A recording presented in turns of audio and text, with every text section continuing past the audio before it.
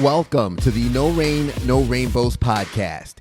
This is a show about pushing through obstacles and hard times in order to live a happy and fulfilled life. I'm your host, Phaeton, and it's a pleasure to have you joining us. I hope you enjoyed today's episode. Let's grow. Welcome to another episode of the No Rain, No Rainbows podcast. So glad to have you here today. I'm here with my executive producer, Andre Suttles, in the building. What's going on, everybody? I'm your host, Ted Phaeton, and we're excited for today's guest. Please help us in welcoming our guest today, Dr. Aaron Simmons, ladies and gentlemen, from Furman University, author, leader, speaker, professor. Really a long resume as I kind of was doing some research on you. Thanks for being on the show today. It's wonderful to be here. Thanks so much for inviting me. Yeah, Doctor, it's a pleasure to have you. And I guess we're going to jump right into, I gave a little bit of an elevator pitch onto who you are, but why not explain who you are and what it is you do to our viewers really quick and our listeners? Yeah, so at its most basic, I'm a philosopher. Yeah. And everything else that I am, I think, stems out of that. So I look at philosophy as a way of life, not simply a job. Mm-hmm. And it's a way of life that basically is committed to taking seriously what everybody else takes for granted. And so my approach to living and working and doing, and as a father and a husband and a member of my church and member of the community, all of it has to do with, what kind of value added can I bring by inviting us all to be more critically aware of where we find ourselves, more invested in what we do and why we do it. Yeah. And then also, in my classrooms in particular, inviting my students to be able to figure out what it is that matters to them and how then to go pursue that as a mode of living, not simply as a career opportunity, right? Yeah. So trying to combine the idea of what we do and also who we are. That's kind of how I look at what I do. And I fish whenever I get a chance, but a little relaxation here and there. That's right. And I love the fact that you mentioned taking for granted. A lot of us, I think we take life for granted at times, and that's really what No Rain, No Rainbows is all about. Appreciating the storms, because when you get the rainbows, you have to know how you got there. And I guess the first question, I like diving in deep right away. Hey, what are I'm some happy of those, to do it. What are some of those things that we might take for granted that might seem small on the surface? Most people think they're just mundane, everyday things, but they are, in retrospect, actually massive things to pay attention to. Yeah, so the first book I always use in all of my intro to philosophy courses is This Is Water. It's a book by David Foster Wallace. Highly recommend it to listeners, to anybody. It's not a heavy philosophy book. It was a commencement address at Kenyon College. And what Wallace argues is that when we pay attention to the obvious things in life, we actually begin to recognize that very few of them are obvious. Mm-hmm. So for example, he talks about sitting in traffic. And when you're in traffic, immediately your thought is, these people are in my way. Don't they know that I've got to get somewhere, that I'm trying to, make something happen, that I'm a valuable member of society, and they're sitting there in front of me not moving. They got to move. But he invites us not to think that we're necessarily wrong about that. Maybe they are just in our way. Mm-hmm. But more likely and possibly we're in their way. Right? So if we flip the idea from it's not simply the world is somehow constraining me, but I'm not paying attention to the ways in which I'm making limits to other people's possibilities, and I'm not standing in their way. I think that this is where life and death happens, right?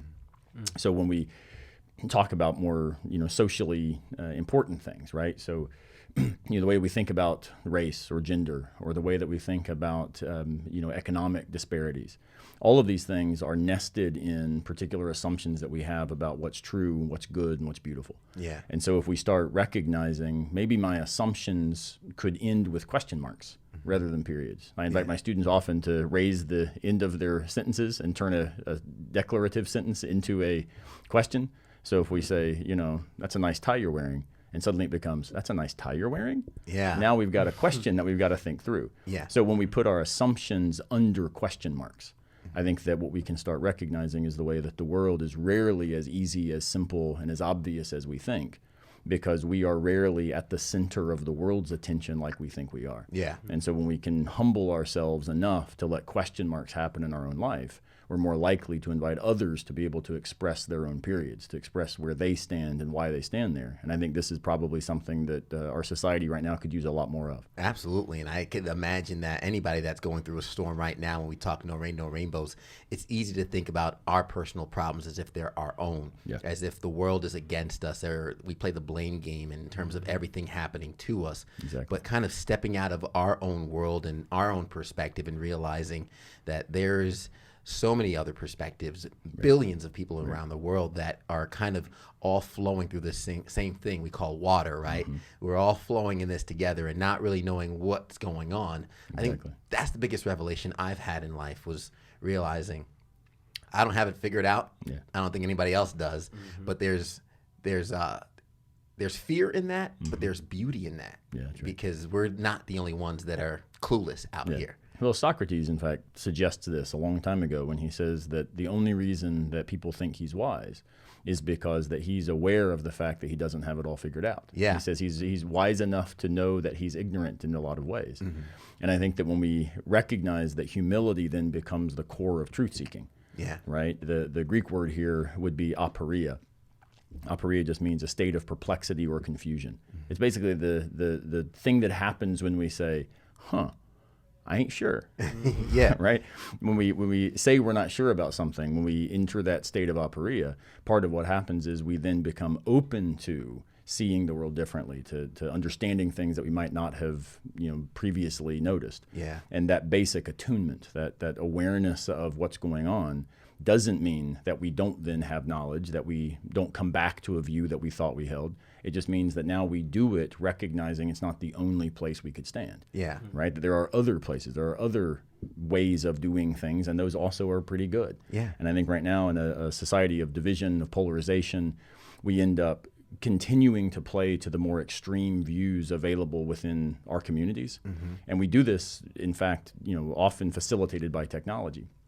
If you take a group of people who all that say identify as conservative and a group of people identify as progressive, that what will happen if they only talk to each other is the whole room, the whole group will move closer to the extreme views among them, rather than moving towards some sort of moderate view. The only way moderation happens is when we are aware of our own ignorance because we're confronted with the truth of another. I love that. And so that requires being able to invite in humility the hospitality required of really genuinely caring about truth, caring about goodness. That reminds me of the image of two gentlemen standing across from each other, and there's a 6 or a 9 on the floor in front of them, and one's yelling 9, the other's yelling 6, and to each of their perspective, they're accurate, they're correct, but because of their ignorance of the other person's perspective, they refuse to see their reality. That's exactly right. And it's important to understand that when we start allowing for what in philosophy is called perspectivalism, where there are different ways to make sense of the world given where we stand within it, that doesn't mean that what's really on the floor is a 3.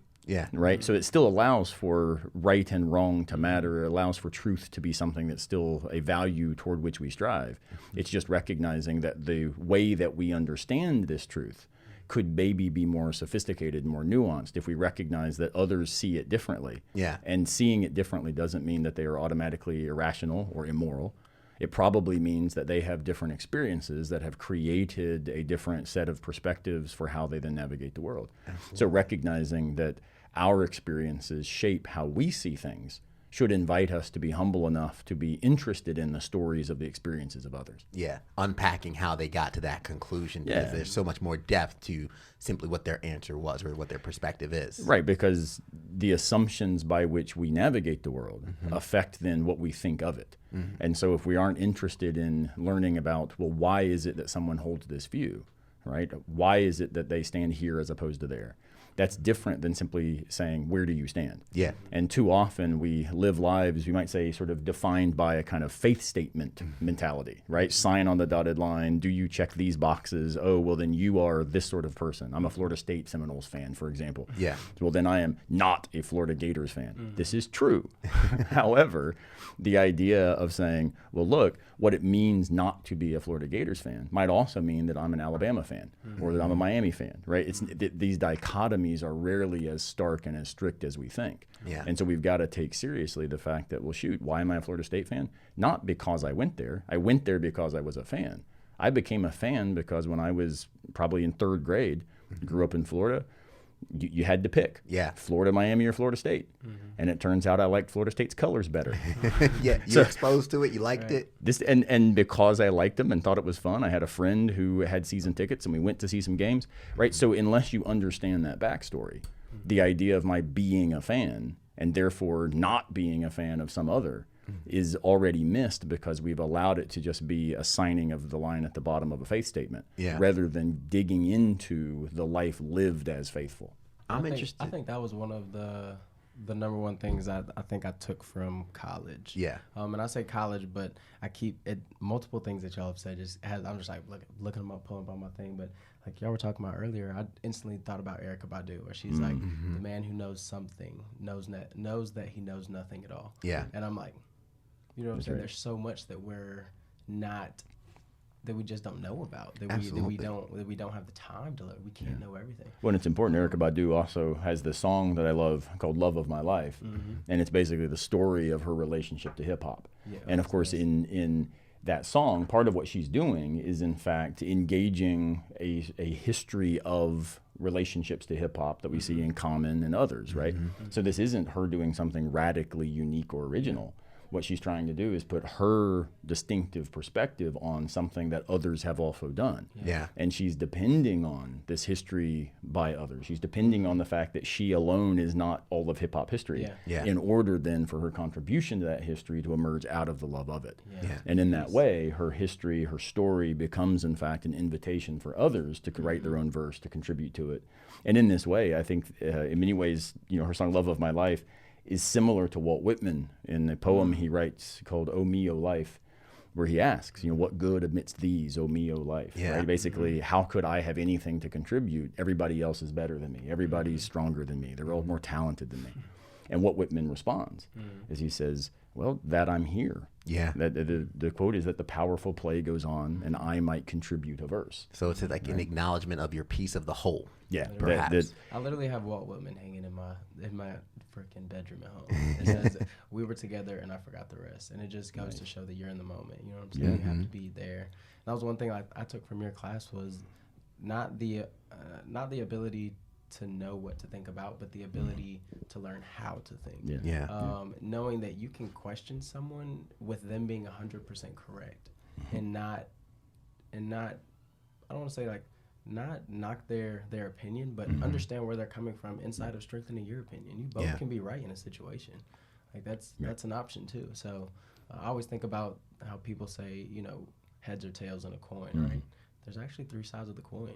It's just not going to land on the side where it sits straight up. But you can physically put a quarter and sit it straight up on the side. It's just not going to land there very often. You know what I'm saying? So there is always that other option that we may not even consider. Something that one of my favorite theologians, Dietrich Bonhoeffer, said is that instead of seeing the world as I can either do this or that, that we should recognize that we can always do otherwise. That no matter what we see as an absolute dichotomy, that we're probably just not looking hard enough at finding different ways to go forward. And I think that, in the theme of No Rain, No Rainbows is to recognize not simply that, we need the rain in order for the rainbow to occur. Right? Actually, this is a potentially dangerous, what philosophers would call theodicy, where we end up sort of justifying evil in the name of some sort of eventual good. Okay. I think instead what we recognize is there is rain and there are rainbows. And the fact that both of these are part of the experience of the external world invites us to recognize that it's not like we have to endure the rain to get to the rainbow. But maybe the rain, when you're thirsty, when you're hot, when you're exhausted, is the beautiful part. Wow. Right? Such that we end up relating to these different dynamics in ways that allow both of them to speak to us, given different stories, given different histories, different perspectives. Not thinking that your account of the world is, in fact, just what the world is. Yeah. So the rain and the rainbows at different times can serve different purposes and can both be beneficial in their own regard, is what you're saying. Rainbows rarely help flowers grow. Wow. Yeah. See, you just completely reworked the whole entire meaning behind the message behind No Rain, No Rainbows, which is what I absolutely love. When you mentioned the moment of aporia, I'm interested to know what your moment of aporia was, and when you kind of jumped into the journey into philosophy and seeing the world through a different light. What was that journey for you, Doctor? Yeah, well, I came to philosophy rather strangely. So I went to college to study physics and loved physics because in high school I had an amazing physics teacher, and we did all kinds of cool things like, threw eggs off of the roof of the building and had to design something that would not let it break. And, who wouldn't think this is awesome? So I got to college, wanted to study physics, was thinking engineering probably as a goal. And in the process of doing this, what I eventually realized was the fact that physics asks these really important questions. What's the nature of reality? What's the nature of time? What's the nature of identity, right? But in order to ask those questions, you have to spend years and years and years doing mathematics as the tool set for being able to take up those questions. Yeah. And the problem was I didn't find that tool set compelling. I loved the questions, right? But I didn't find those tools the right way to go at it. And so I ended up doing what a lot of 19, 20-year-olds do. I studied away and went to Cambridge, England, spent time looking at art and architecture and reading books and sitting in the places where the authors I had grown up reading had once walked. And in these experiences, what I came to realize was that I loved culture as a mode of engaging those same questions. And the way that history does this, right, is that it invites us to think about the way that others have interrogated these questions and offered their own answers to them. And so I found that very compelling. I ended up getting a bachelor's degree and a master's degree in history, and with an emphasis of intellectual history, because I was interested in the history of ideas. Yeah. But throughout all of that, I had never really studied philosophy. I had intro to philosophy as an undergrad, but it was just one course. I was at a Christian college, and I asked the professor, who was a theologian, why didn't we have a major in philosophy? Because I loved the course and it was awesome. And his response was, oh my goodness, because the board of directors is scared of making atheists of its students. Wow. And at the time, it sort of just bounced off. I was like, that didn't make any sense. Only later did I realize that so much of the assumptions we carry with us need reinforced by the cultural power structures in which we find ourselves. And what philosophy does by inviting us to put question marks everywhere is challenge some of those power structures. Doesn't necessarily undermine them, right? It might reinforce them now in respectable and responsible ways, but it does require us to be, you might say, hermeneutically aware, which is a fancy way of saying there are different ways to understand stuff. So after finishing these degrees in history, I kept being told by professors that I was a philosopher, because I didn't know what that really meant, because I had only had this intro class, And I discovered that what it meant was I was extremely interested in the way that others had answered these deep questions. Yeah. But I was more interested in how their answers might help us answer them. So I became interested in what we ought to think about these questions, not simply what others had thought. Yeah. And philosophy is that space. So I ended up going on and getting a master's and Ph.D. at Vanderbilt in philosophy, where I developed that question that then allowed the questions that kept me up at night to now be the object of my academic inquiry. Yeah. Right? And lo and behold, something that was quite surprising to me, I then discovered all those questions that had motivated me in physics were the same questions I ask now as a philosopher. What's the nature of reality? What's the nature of time? What's the nature of identity, right? How do we make sense of meaning?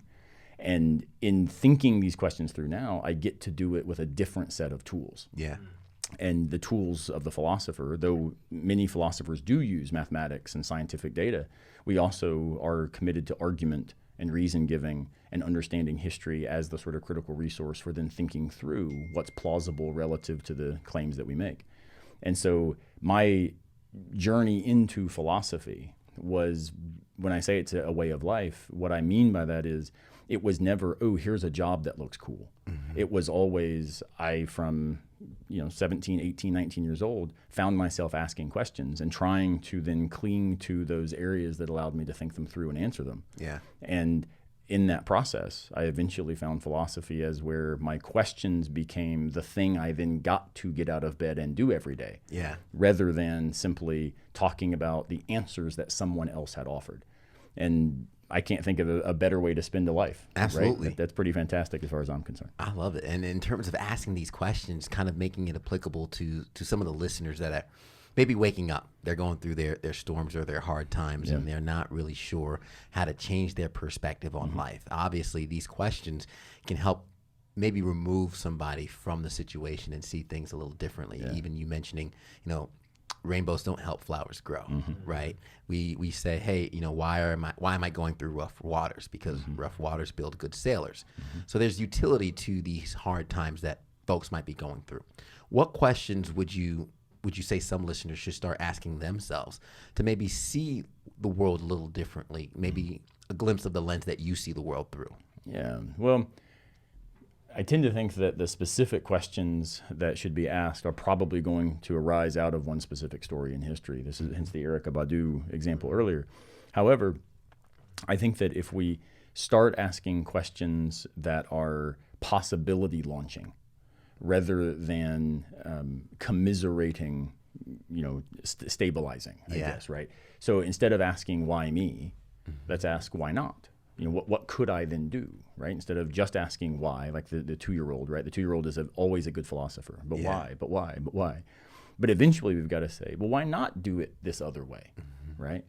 And so instead of approaching the world as stable and secure, we instead see it as dynamic and a space of opportunity. Yeah. In thinking about it this way, I think that we actually get a overlap between philosophy and what I would describe as simply business innovation principles. Innovation matters because we've got to think about the idea that just repeating what's been done is rarely going to create new value, right? And this is known widely among entrepreneurs. I think actually philosophers have known this for centuries and millennia relative to human existence and meaning. Yeah. So rather than approaching our life as a stable thing that is somehow scripted from the outset, instead what we've got to start doing is invite ourselves to say, well, what would the next chapter look like if something were different? And if that's a more compelling chapter, then let's figure out how to make those differences obtain so that we can in fact write the story that way. Yeah. Right. So I think at the end of the day, there is no magical secret or mystical set of principles that allow life to be happy. I think at the end of the day, we've got to recognize that, hey, if we're on a ship going through rough waters, that hopefully we've made smart decisions about a trustworthy ship. Yeah. Right? Because if not, things could get much worse. Yeah. So this is about, we should be planning. We should be taking seriously where we're going. We should be strategic about what we're trying to accomplish. If you're trying to get from Greenville to Charlotte, getting on a ship is probably a really dumb thing to do. Yeah. If you're trying to get from Greenville to the Bahamas, a ship makes some sense. Yeah. So thinking about where you're trying to go and why you're trying to get there allows us then to sort of reverse engineer, well, what's the best way to make this happen? Yeah. And if we find ourselves having made decisions that maybe weren't the best, right? We're on a ship and we're stranded on the land. Well, get off the ship. Because it turns out if you're stranded, you got something to walk on. Yeah. Right? So rather than feeling trapped by circumstance, it doesn't change our circumstance just to change our mind, but changing our mind allows us to recognize that circumstances can be changed. Absolutely. And I think at that level, it's not just sort of positive psychology that attitude is everything. No, sometimes it's structural injustice that is the obstacle. Sometimes it's limits to natural resources that's the obstacle. Sometimes it's political will that is the obstacle. But at the end of the day, we can make more of what has been made of us when we start taking seriously who we are, and where we're trying to go.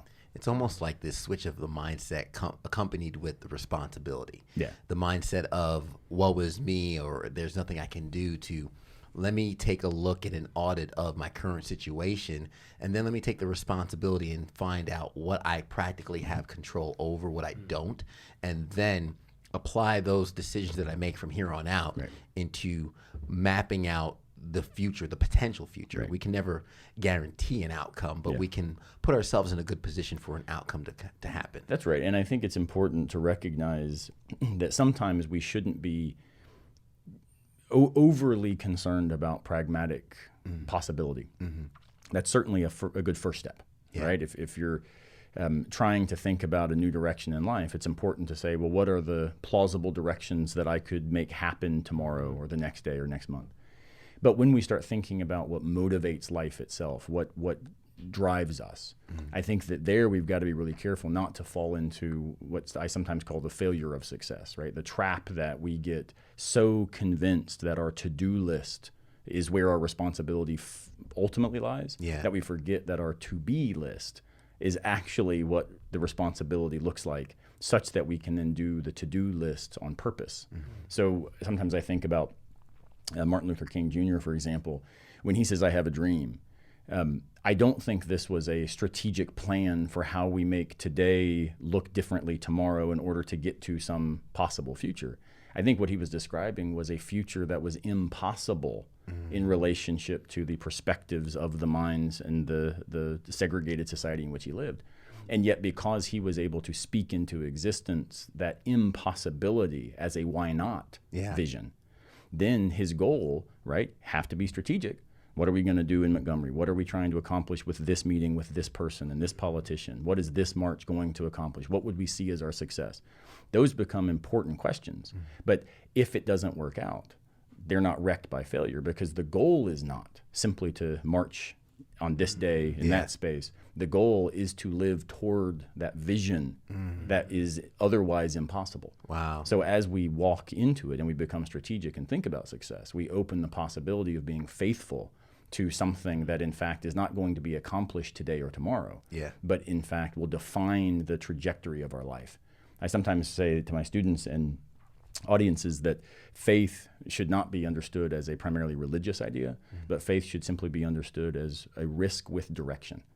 And so when we take ourselves up as risking something, and namely we're risking ourselves, our very identity, our stories, we're risking them towards something. We've got to be careful that toward not be something that we can do on a Thursday in 5 years. Because then we might have the unfortunate reality of getting out of bed on that Friday and not know now what to do with ourselves.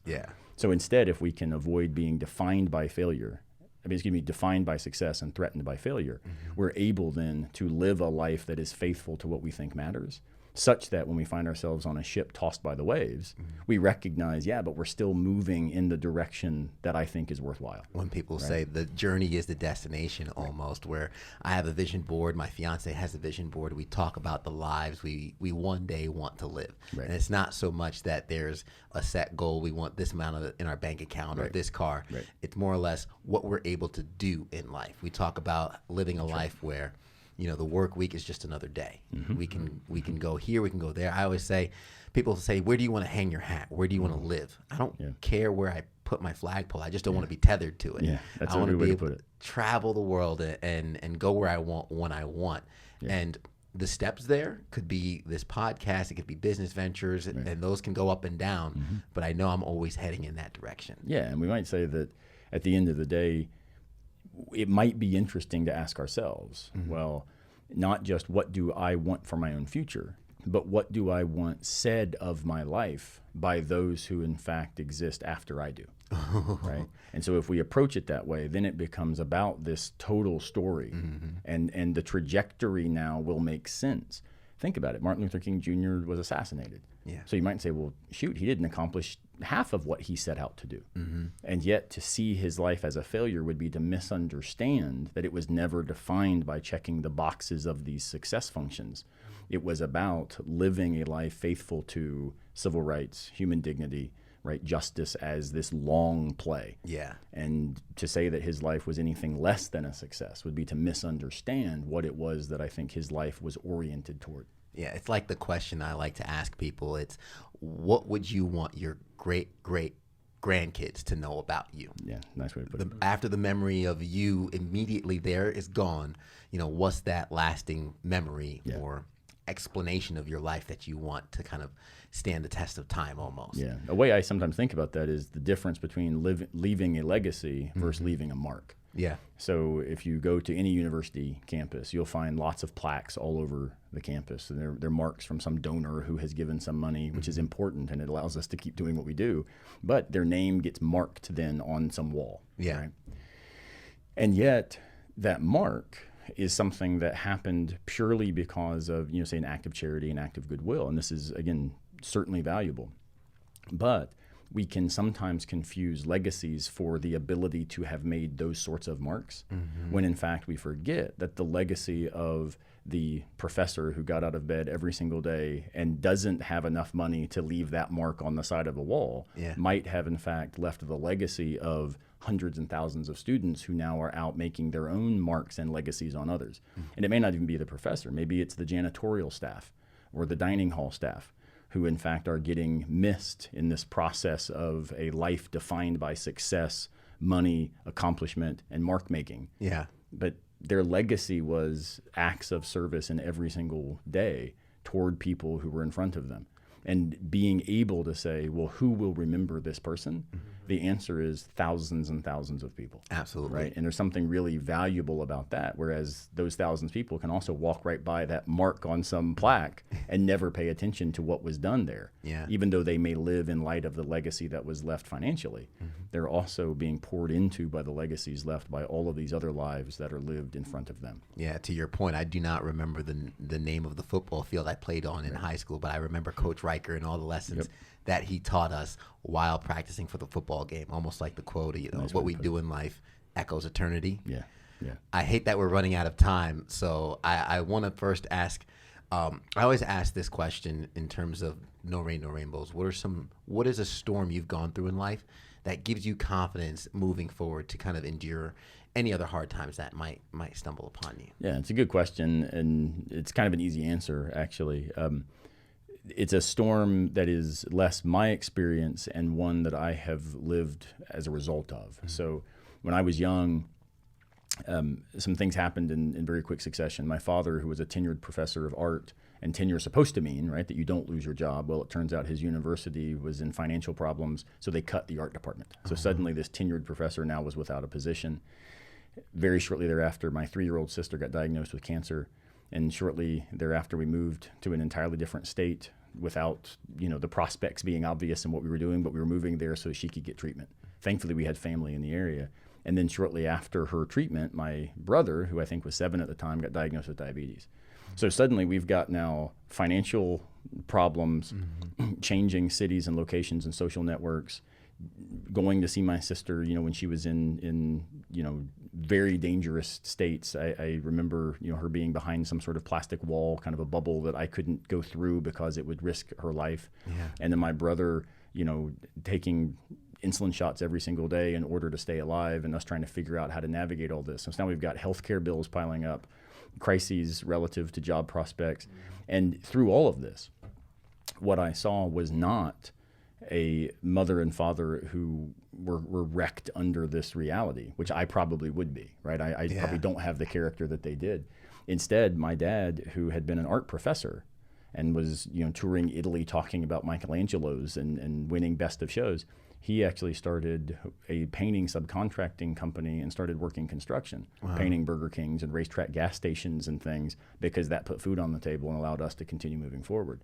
And never once did I hear him complain, right? And when that wasn't enough, he took on a newspaper route from like 4 a.m. to 7 a.m. and then would come home and help us get to school. And then he would go paint all day long working construction and then come back, sleep for a few hours, get back up and go deliver newspapers. Wow. And through all of this, my parents didn't get divorced.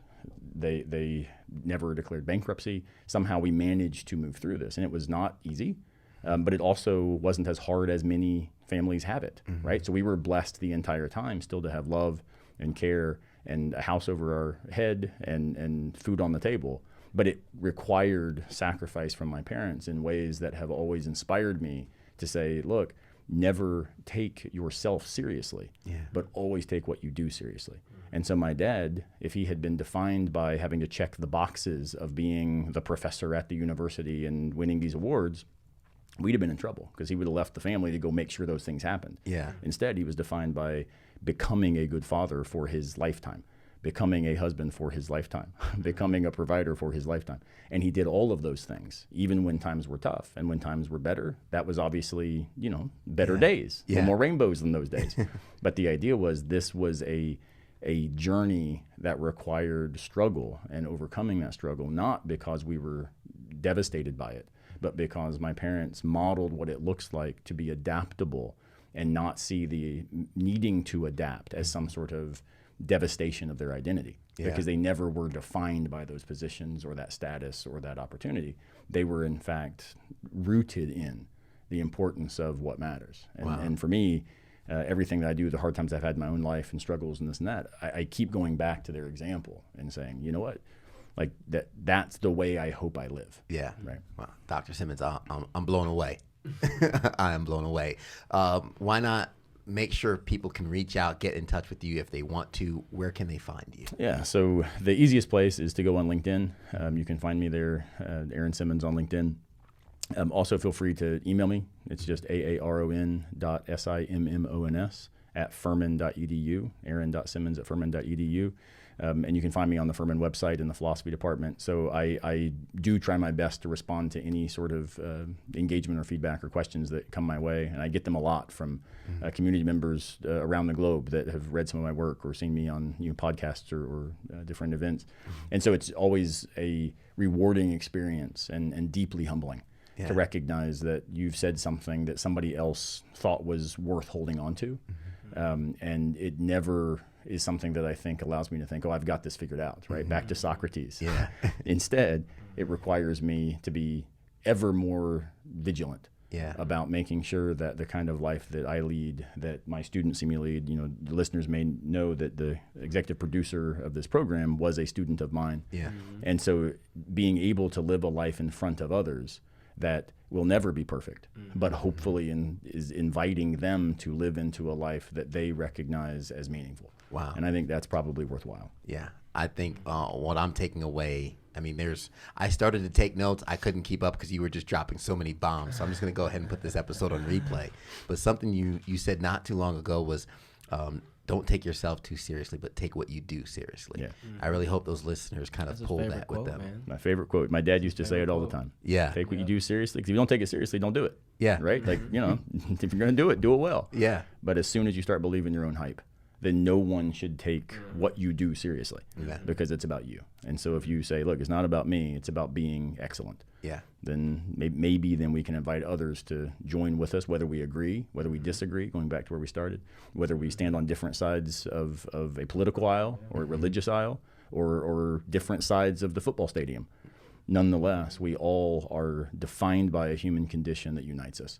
And that human condition will have rain, and that rain will sometimes be refreshing, and other times it will be absolutely just exhausting. Yeah. It'll be defined by rainbows, and some days we have the energy to go out and look at them, and other days someone has to drag us out to see it. But we are human, we are mortal, and so we've got to figure out how do we make the most of the time that we have. Yeah. And it seems to me that that's a challenge that all of us are able to undertake. Absolutely. And I'll say this, 30 minutes is not enough time to have you on the episode, so we're going to have you back. Dr. My Simmons, pleasure. Thank you so much. Absolutely. And to anybody who made it to the end, I know you're going to have to hit replay on this episode. So much value to be taken, but just remember to ask the question, why not? I hope you take that away. As we always say at the end of the episode, everybody wants the sunshine, but they don't want the rain. But you can't get the pleasure without a little pain. Let's grow.